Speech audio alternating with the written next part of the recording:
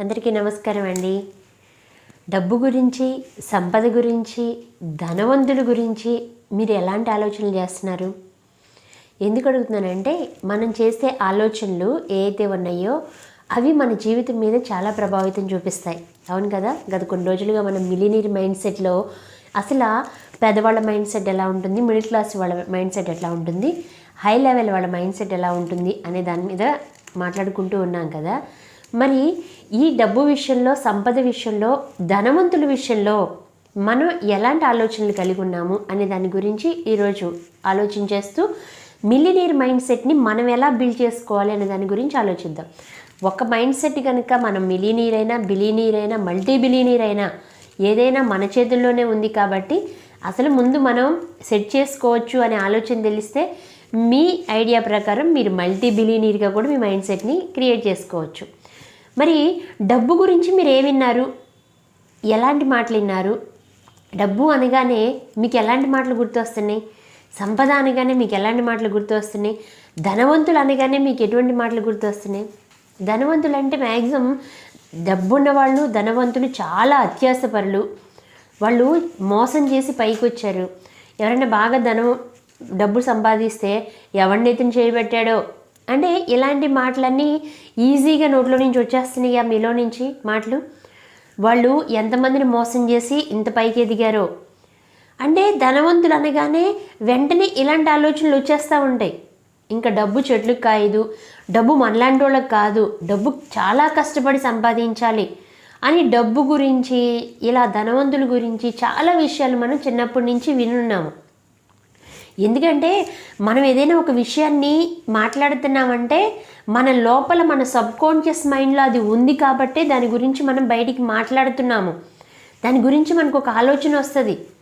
అసలు మరి ఈ ఆలోచనలు, ఈ మాటలు అన్నీ నిజంగా మీ లోపల కనుక ఉండుంటే, ఎలాంటి థాట్స్ ఉండుంటే మీ సబ్కాన్షియస్ మైండ్లో డబ్బు పట్ల ఉన్న ప్రోగ్రామ్ ఏంటి? ప్రోగ్రామ్ అంటే ఏంటంటారా? అసలు ప్రోగ్రామ్ అంటే ఏంటి అంటే చిన్న ఎగ్జాంపుల్ చెప్తాను. మనం కిరాణా షాప్కి వెళ్తాము, కొన్ని సరుకులు తీసుకుంటాము. ఆ సరుకులు ఎంత అయినాయి అంటే వచ్చిన వాళ్ళు అనుకోండి నోట్లెక్కేసి ఇంత అని చెప్తారు. మళ్ళీ మనం వెంటనే కన్ఫ్యూజన్తో ఇది నిజమో కాదు అని చెప్పేసి మన ఫోన్ తీసేసుకుంటాము. అంటే మనం ఏదో చాలా ధనవంతులు అయినట్లు, తెలివిగల వాళ్ళం అయినట్లు అనమాట. ఫోన్ తీసుకుని క్యాలిక్యులేటర్ చేస్తాం. మనం నోట్లుగా లెక్క చేయము, అది చూసి మనం క్యాలిక్యులేట్ చేయము, మన బ్రెయిన్ యూజ్ చేయము. కానీ వెంటనే మనం ఏం చేస్తాము, మన మొబైల్ తీసుకుని మనం క్యాలిక్యులేటర్ ఓపెన్ చేసేసి టిక్గా కొట్టేసి ఓకే అది కరెక్ట్ అయితే కరెక్ట్, లేదంటే తప్పు వస్తే తప్పని చెప్తాము. మనం దీన్ని నమ్ముతాము, ఈ క్యాలిక్యులేటర్ని నమ్ముతాము. ఎందుకంటే అది ప్రోగ్రామ్ చేయబడింది. ఏం ప్రోగ్రామ్ చేయబడింది? ఎడిషను, మల్టిప్లికేషను, డివిజను, సబ్స్ట్రాక్షన్స్ ఇలాంటి ప్రోగ్రామ్ దాంట్లో ఉంది. కాబట్టి మనం ఏ నెంబర్ కొడితే దానికి సంబంధించి అది ఎడిషన్ చేయాలా, సబ్స్ట్రాక్షన్ చేయాలా, డివిజన్ చేయాలా అని అట్లా మనకి అవుట్కమ్ రూపంలో బయటకు వస్తుంది. అదే ప్రోగ్రామ్. 2 × 2 కొడితే 4 వస్తుంది. అవును కదా? 16 + 16 కొడితే 32 వస్తుంది. అట్లా ప్రోగ్రామ్ చేయబడింది అది. అట్లాగే మన మైండ్ కూడా ప్రోగ్రామ్ చేయబడుతుంది. ఎలా చేయబడుతుంది? మనం విన్న మాటల్ని బట్టి ప్రోగ్రామ్ చేయబడుతుంది. డబ్బు గురించి అసలు మీరు ఏం విన్నారు అనే దాన్ని కనుక మీరు ఆలోచిస్తే ఒకసారి, అప్పుడు మీ ప్రోగ్రామ్ ఏంటనేది మీకు తెలుస్తుంది. ఆ ప్రోగ్రామ్ ఏం చేస్తుందంటే మనకి ఆలోచనని ఇస్తుంది. అంటే ఆ ప్రోగ్రామ్ ఆధారంగానే మనం ఒక ఆలోచన చేస్తాము. చేసిన ఆలోచన ఆధారంగానే మనం నిర్ణయాలు తీసుకుంటాము. ఎలాంటి నిర్ణయాలు తీసుకున్నామో ఆ నిర్ణయాన్ని బట్టే మనం పని చేస్తాము. మనం చేసిన పనిని బట్టే మనకి రిజల్ట్ అనేది వస్తుంది. చూసారా? మన ప్రోగ్రామ్ ఏదైతే ఉందో ఆ ప్రోగ్రామే మన జీవితంలో బయటకు వచ్చే అవుట్కమ్ని నిర్దేశిస్తూ ఉంది. మరి ఇలాంటి విషయాల్ని ఇంత జాగ్రత్తగా మనం గమనించాలి చెప్పండి. మరి గమనించడానికి ఏం చేయాలి అంటే దీనికి ఒక 4 స్టెప్స్ ఉన్నాయి. అదే మన మిలియనీర్ మైండ్ సెట్లో చాలా చాలా ఇంపార్టెంట్ విషయం. ఫస్ట్ ఏంటంటే అవగాహన కలిగి ఉండాలి.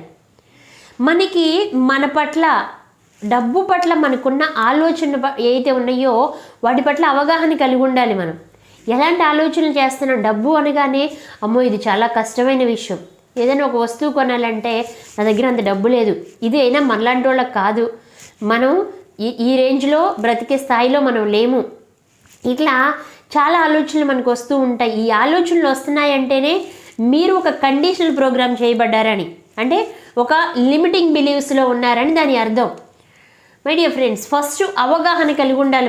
మనలో ఎలాంటి ఆలోచనలు అయితే చేస్తున్నామో, మన సబ్కాన్షియస్ మైండ్లో ఎలాంటి ప్రోగ్రామ్ ఉంది అనే దాన్ని అవగాహన కలిగి ఉండాలి. రెండోది అర్థం చేసుకోవాలి.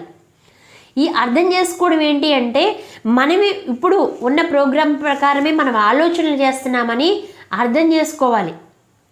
ఈ అర్థం చేసుకున్నప్పుడు ఏమవుతుందంటే, ఓకే నేను ఆల్రెడీ నా లోపల ఇది ఉంది కాబట్టి నేను ఇలాంటి నిర్ణయాలు తీసుకుంటున్నాను అనే విషయం మనకి తెలిసినప్పుడు మనం ఏం చేస్తామంటే, ఇది లోపల నుంచి వచ్చింది నిజమా కాదా అనే ఆలోచన చేస్తాము. అది చేయడం వల్ల ఏం జరుగుతుంది, అది నిజం అనుకోండి దాన్ని ప్రొసీడ్ అయ్యి ముందుకెళ్తాము, లేకపోతే దాని నుంచి డివైడ్ అవుతాం. అంటే మూడవది డివైడ్ అవ్వడం. ఈ ప్రోగ్రాం నాది కాదు, ఎవరి దగ్గర నుంచో తీసుకున్నాను, నేను ఇది ఎక్కడో చూశాను, ఎక్కడో విన్నాను కాబట్టి ఈ విధంగా నేను మాట్లాడుతున్నాను. నిజంగా ఇలాంటి విషయం నాలో లేదు. ఎందుకంటే ధనవంతులైన గొప్పవాళ్ళైన వాళ్ళు మనము కూడా పుట్టినప్పుడు ఒకే కాన్షియస్ అంటే సూపర్ కాన్షియస్ మైండ్తో పుడతాము. మనకేంటి ఎలాంటి బిలీవ్స్ ఉండవు, ఎలాంటి నమ్మకాలు ఉండవు. కానీ పెరుగుతున్న కొద్దీ మన చుట్టూ ఉన్న పరిస్థితులను బట్టి మనలో ఒక ప్రోగ్రాం అనేది ఏర్పడుతుంది. ఆ ప్రోగ్రాం ఆధారంగానే ఇది నా అమ్మ ఇలా మాట్లాడింది కాబట్టి నేను ఇలా మాట్లాడుతున్నాను, నాన్న ఇలా మాట్లాడాడు కాబట్టి ఇలా మాట్లాడాను అని మనకి ఎప్పుడైతే అర్థం చేసుకుని దాని నుంచి డివైడ్ అవుతామో వెంటనే ఏం చేస్తాము, రీకండిషన్ చేస్తాం దాన్ని. అంటే అలా ఉన్నదాన్ని కొత్తగా ఇంకేదో ఉంది నేర్చుకుని దాన్ని ముందుకు తీసుకెళ్ళాలి అనుకుంటాం. ఈ 4 పాయింట్స్ ఆధారంగా మన మైండ్ సెట్ని, మన సబ్కాన్షియస్ మైండ్ని పూర్తిగా మార్చుకుని డబ్బు పట్ల మనం గొప్పగా మారచ్చు, మనం సంపదని ఆకర్షించవచ్చు, మనం కూడా ధనవంతులం కావచ్చు. ధనవంతుల్ని ద్వేషిస్తూ ఉండే ధనవంతులం కాలేం కదా. అసలు ఆ ప్రోగ్రాం ఎక్కడ ఏర్పడింది అనేది మనం తెలుసుకోవాలి.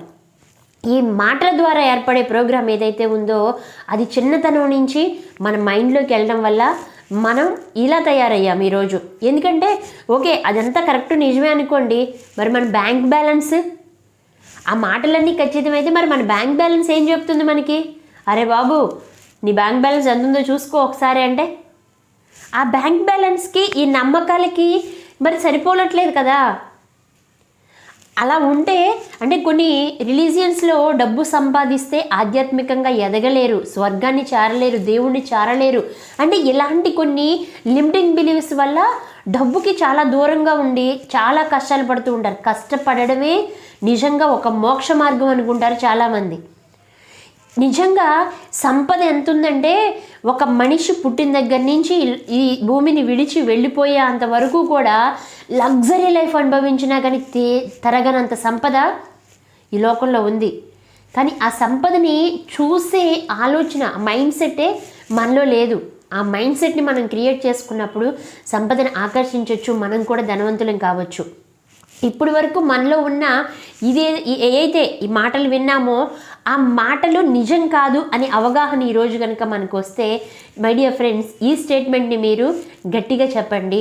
మీ హృదయం మీద చేయి పెట్టుకుని మనస్ఫూర్తిగా చెప్పండి. ఏమనంటే, నేను ఇప్పటి వరకు విన్న విషయాలు ఇవే ఖచ్చితమైన నిజాలు కాదు.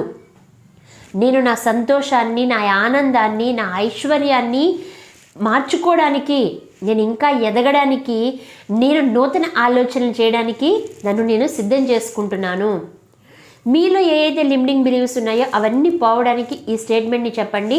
నేను చెప్పిన వొకాబులరీలోనే చెప్పాలని లేదు, మీ యొక్క స్లాంగ్లో అదే అర్థం వచ్చే విధంగా మీరు మారడానికి సిద్ధంగా ఉన్నారు, మీ ఆలోచన విధానాన్ని మార్చుకోవడానికి సిద్ధంగా ఉన్నారు అని అర్థం వచ్చే రకంగా మీరు మీ స్టేట్మెంట్ని క్రియేట్ చేసుకుని మీరు ఎప్పుడు మీ మైండ్ సెట్ మారేంత వరకు దాని గురించి ఆలోచిస్తూ ఉండండి, అది చెప్తూ ఉండండి.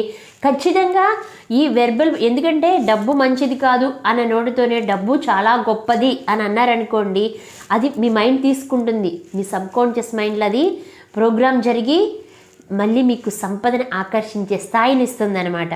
మై డియర్ ఫ్రెండ్స్, ఈ వీడియో కనుక మీకు నచ్చినట్లయితే లైక్ చేయండి, షేర్ చేయండి, కామెంట్ చేయండి, మన ఛానల్ని సబ్స్క్రైబ్ చేసుకోండి. మీకు మరిన్ని వీడియోలు ఇవ్వాలని మేము మనస్ఫూర్తిగా కోరుకుంటున్నాం. Thank you very much.